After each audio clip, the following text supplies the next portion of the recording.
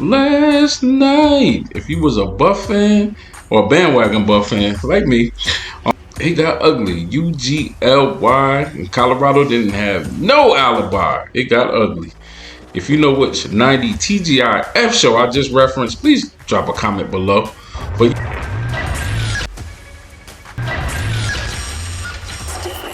last night was not the game I thought it was going to be. You know, the Big 12 has been probably the league with the most parity, and last night kind of showed BYU almost lost to Utah by 3 points, yet Colorado blew Utah out. So how did this game even come out like this? Now, I kind of put a list together of some thoughts of why I think Colorado lost, because I don't think it was that much of a talent disparity. Now, we all know, well, anybody who knows football knows BYU got them old G's playing.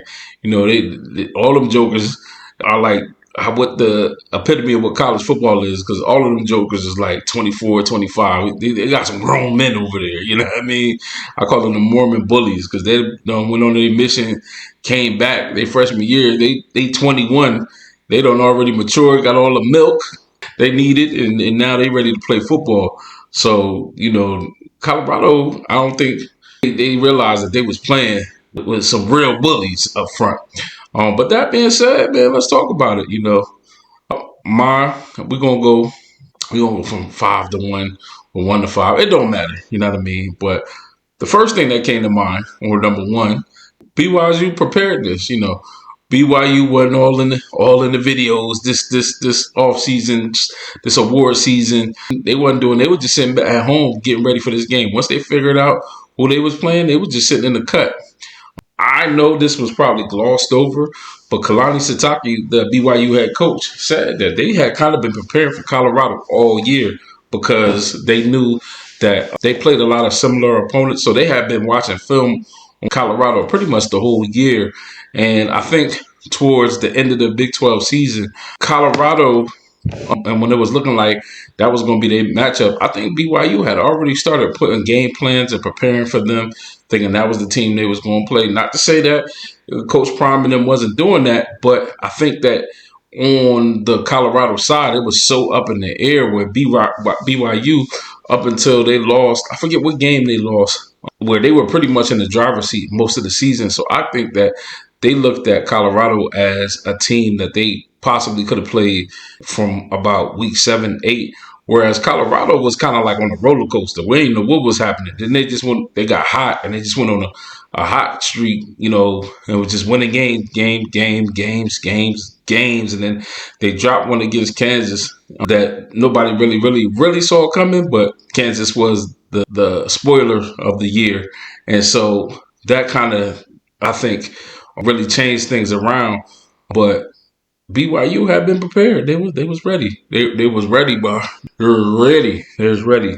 Distractions surrounding Coach Prime. I think that so much was made about this being the last games with his sons, and everything that comes with that. A lot of attention, more extra attention. You know, Colorado gets like Coach Prime take a poop, and those reporters up there can tell you what color it is. I'm being honest with you, because that's how much they do. And so there was so much shine. There was just all this. You know, Colorado went from 1-11 to 4-8 to winning 9 games, and just all the shine was going their way. And when you think about that, sometimes just like in the Kansas game, you know, that stuff goes to your head. You know what I mean? And it just can mess with your preparedness. And it's just a lot of shine that maybe took away from the regular routine of preparing for a game. One is obvious. Now, again, I did a whole video on this, and I said, leave them people alone. Leave them people alone. The internet bullying. Let's calm down some. And I think Travis taking himself off the internet kind of made a big difference. But you can't tell me the whole situation with his girlfriend and all that other stuff didn't affect the rest of the players on the team. He's the Heisman winner. He's considered the best player in the country. And even if they had his back, you know, people trying to get other scoops on them. I'm sure people were trying to reach out, people being in other people's DMs, trying to see if they could get some dirt on Travis or something. Somebody, maybe trying to holler at people, that was leaving. All this and all that. I guarantee you that whole situation, because they should have just been celebrating that they had, as a team, the best player in college football. But instead, every time they turned on their phone, because every time I turned on my damn phone, all they was talking about was Travis Hunter and his girlfriend. I just looked before I did this video, and there was a video. People still talking about it. I saw some TikTok video or something about her explaining who her parents is, and her mom's black and her dad's Spanish, and all. And I watched about 10 seconds of it. I'm like, damn, they still talking about this. So yeah, no, it was just a distraction. Much of a distraction it was for Travis as it was for the team. Just straight up. Now this was the obvious one, and this is still giving credit to BYU. The offensive line played like shit. I'm sorry. The O-line, George Seaton, all them dudes, nobody really played like they were supposed to play. Now, I don't know who was missing. You know what I mean? I'll be honest with you. I didn't get that deep into the weeds with seeing who was in, who was out, the offensive line, so on and so forth. So there may have been a player here or there that was missing. I know somebody was out that got hurt, like the Kansas game or one of the games around the final stretch. One of the offensive linemen got hurt, but just overall, the offensive line played like trash, and it showed. You know what I mean? Shedeur was literally running for his life. Now, I said this. I was talking to somebody, chat with somebody earlier, and I was like, that 30-yard sack was inexcusable. He should have threw the ball away. Like, Shedeur really got to get rid of that thing. I'm not going to tell. I can't tell. I'm not a quarterback guru, but I do know holding on to the football when the defensive lineman coming after you ain't a good thing. You know what I mean? I just feel like he could have threw it away. He could have threw it in another direction. And just, the overall, just the performance, it just wasn't good, And he said that at the press conference. You know what I mean? I don't think Shedeur is pleased with his performance, even having thrown for some touchdowns and pulled a rabbit out of a hot hat in a couple situations in the game.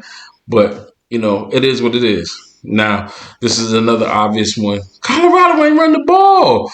Like, what's going on? When y'all going to run the ball? Like, y'all got these decent running backs, good, decent to high-quality running backs. I forget what his name, Augustive. I forget what number he is. He was doing his thing pretty much the whole season. He was like a big-ass back. You could have sent him up the middle. You got Michael Welsh, the young bull. He ain't a young bull no more. He been toting that rock. He's capable. So I ain't really see enough from Pat Shurmur to that commitment to the run or that commitment to taking some of the pressure off them. And I got to give a shout out to Matt McChesney. He said this earlier this year. When you run the ball, or at least you attempt to run the ball, you create a physicality within your offensive line. And when teams don't have to pin their head, I don't know what the term is, pin their ears back and go after the quarterback, oh man, Shedeur might have a little bit more time to throw, and he won't have to hold on to the ball so much. He can pick some people apart, get some people open. I will also say that, Jimmy Horn, he caused that second interception. That ball hit him in the hands. Now, he had been out for the last stretch of the season, and I probably know, he's probably trying harder just to get in the mix and do what he had to do. But sorry, that was on Jimmy. You know what I mean? Jimmy played lights out earlier this season, and last year he did his thing. But nah, that ball, that snatched the air off the room. You know what I mean?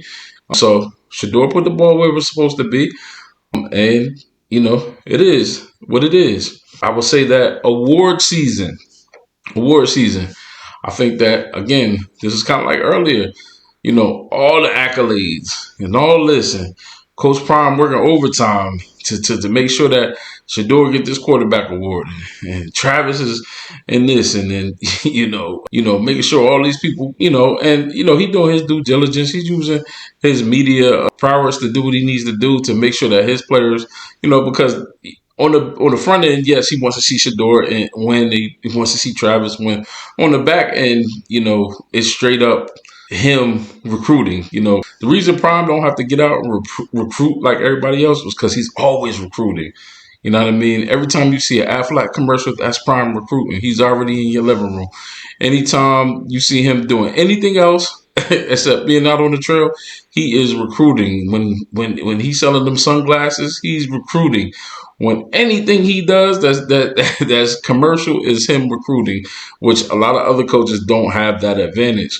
But award season, I really think, and it's kind of weird to say because there's other players that won in the award season, but I think that again, Prime said this in the press conference at the top of the season, the conference press conference. He said, "Yo, I'm judged by a different standard. Sometimes you just keep throwing that light, and you can get burnt by the light. You know what I mean? If you out there and you ain't got sunscreen on, so I think that was a really big part of it. One more thing, transfers. Much. I want to say that. Oh shit. Okay. For all that's being said, all that's been done this season. Nikhil Green was the lifeblood of that defense. You know what I mean? They say Cameron Summer-Craig definitely is a defensive leader, but I think he's an overall team leader. But Nikhil Green was somebody who set the tone when he came in. Once he was established as a starter, and he literally changed the face of that defense. And he took advantage of everything that was available to him.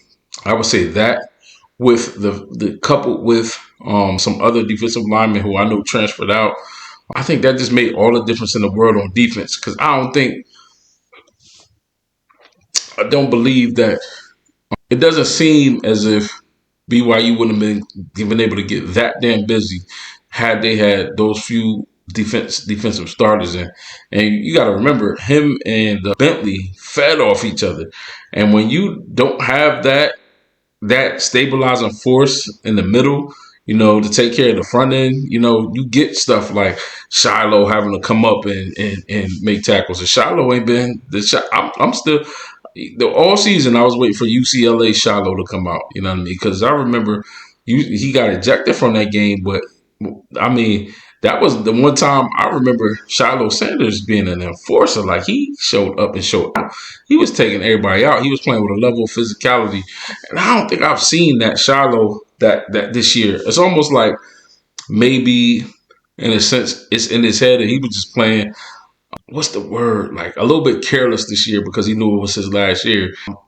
I do think that pass interference call on him was BS because the guy fell down and then all he did was like he just happened to be over him when the guy got up, and they called that defensive holding. There was a play. How could you be blocking on defense? It got called on Travis, but then the next play it was intercepted. And then what else? There was a couple other plays in there where I was like, these refs really just gonna play the game, you know what I mean? And I think that's just a part of what Colorado has to deal with, and it's gonna have to deal with going forward. But I think there's a little light at the end of the tunnel after this loss. One, I think that Coach Prime, I think he is going to get the changeover that he needs. Like, Shador's gone, Shiloh's gone, Travis is gone. And I think this is going to be the time when we really respect him as a coach more. It's been dad coach, right? And this doesn't mean that he's going to stop being a father figure, but he ain't got no bloodlines on the field on his team. And I think that this is the time when we're going to see the fullness of what Prime can be as a coach. And, he's brought in some good transfers. He's got Julian Lewis. He's got some Salter. I forget his first name. He's got some good players that are coming in. He got that big defensive tackle from Alabama.